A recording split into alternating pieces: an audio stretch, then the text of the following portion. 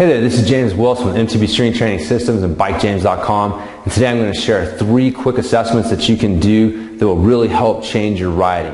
Now, as mountain bikers, we appreciate doing assessments on our bike, checking things like tire pressure, if our headset's loose, if our brakes are working. These things go a long way towards making sure your bike is ready to perform for you on the trail.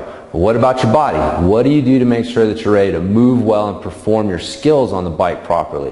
So what I'm going to do is show you some assessments that will help you out with that. The first one is being able to touch your toes with your knuckles. So standing with flat feet, keeping balance on your feet. Don't let your weight shift forward or backwards as you do this. Make a fist. You're going to bend down, touch your toes with your knuckles, come back up. You can, bend your knees slightly, keep soft knees, but you don't want to bend them. If it's a struggle getting down, you get up to 3 tries with all of these assessments, but if you struggle with it, then it's a fail.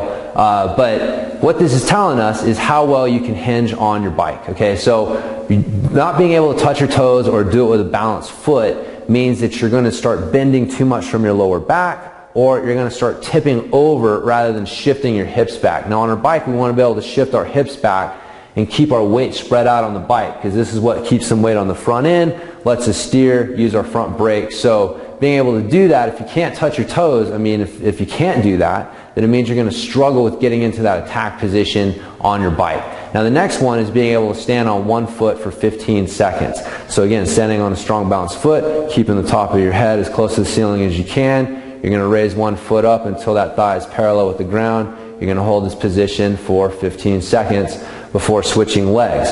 Now this one is looking at a lot of the things that are behind standing pedaling.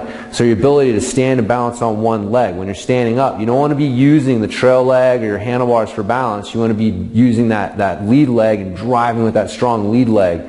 You don't want to be using your low back to help pull this up. So being able to raise my knee up to here and hold this shows my range of motion on my hip flexor. And just being able to hold that posture, again, is that basic posture is what we're looking for behind our standing pedaling position. So if you struggle with being able to stand on either foot, get that knee up and hold it there, then this is going to show up on your bike as well. Now lastly is the stick windmill. And the stick windmill, we're going to get a broomstick or a PVC pipe, anything like that. We're going to get set with our feet hip width apart.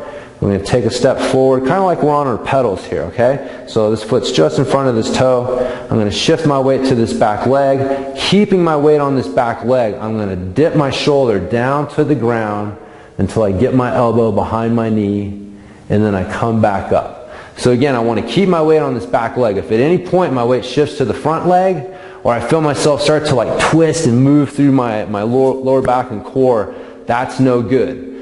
You want to be able to maintain that strong core position, keep that weight on the back foot. This is looking at our ability to corkscrew. And that is your ability to lean your body while staying balanced over your feet, which is one of the fundamental movement skills behind cornering your bike. If you can't do this, you're going to lean, and you're going to lean over, which is going to be bad. You're going to wash out and crash on your bike. So this leads to advice like, well, lean your bike and not your body, which is not what you want to do. You want to know how to lean your bike while staying balanced, or lean your body while staying balanced over your feet.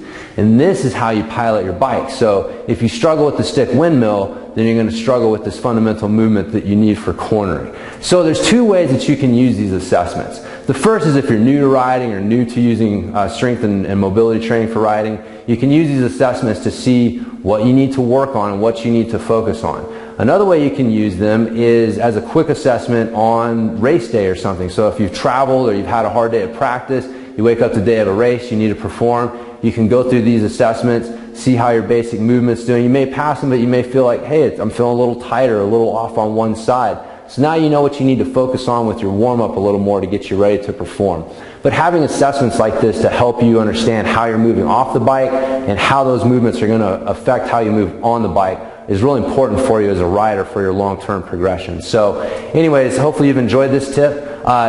You can check me out at BikeJames.com. I've got a bunch of free tips like this, free workouts and stuff that you can sign up for to get you started on using smart strength and mobility training to help you ride better. Hope you've enjoyed this tip, giving you some things to think about and work on and help improve your riding. And I'll talk to you in the next tip.